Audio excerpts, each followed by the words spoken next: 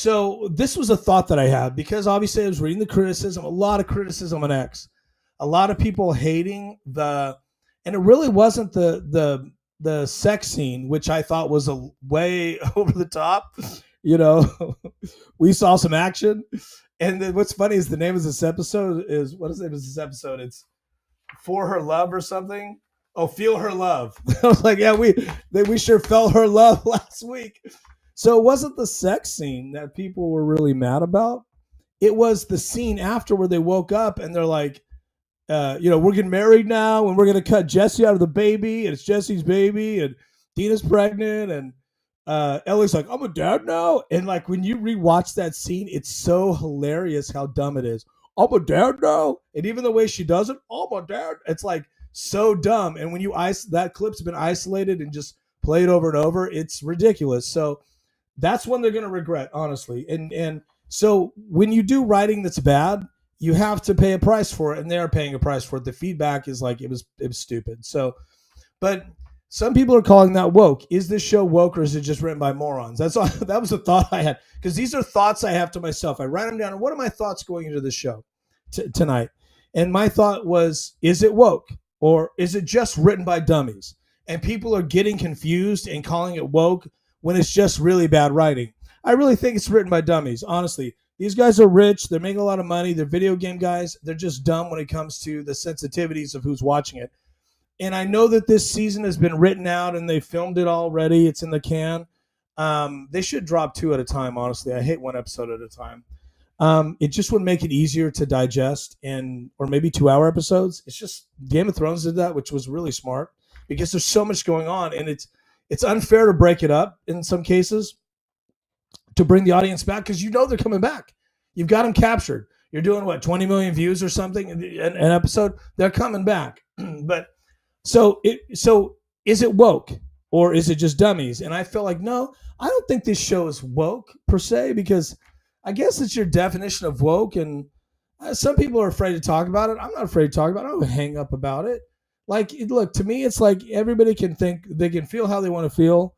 And if people's behavior brings on negativity because, it's not appropriate to the audience, the behavior is happening to, if you get my drift, then you bring that on yourself. So in some cases, yeah, I mean, there's some over the top stuff that you can consider woke, right?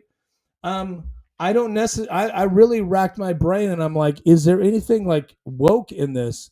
And I don't necessarily think there's anything woke. I mean, let's be honest. Lesbian relationships, that's been something that's been portrayed in TV ever, years, even before the woke thing in movies, even before the woke thing was a thing.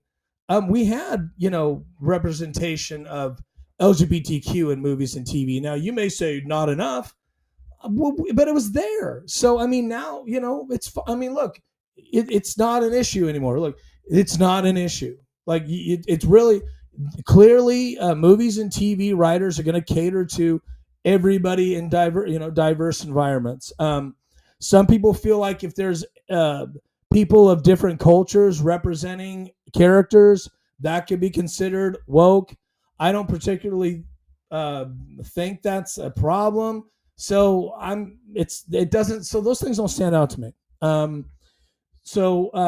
the one thing that did stand out to me was the fact that, and maybe people thought this was a little too much, and they did, clearly, was Ellie and Dina have a sex scene. Like they have a sex scene, and then they spoon and then wake up, and then all of a sudden they're in a relationship.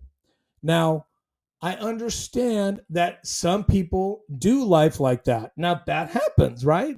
Sometimes, you're dating somebody, then you take it to that next level. I mean, look, real talk. This isn't by the way, if you're a child or a teenager watching this review is not for you. This show's not even for you.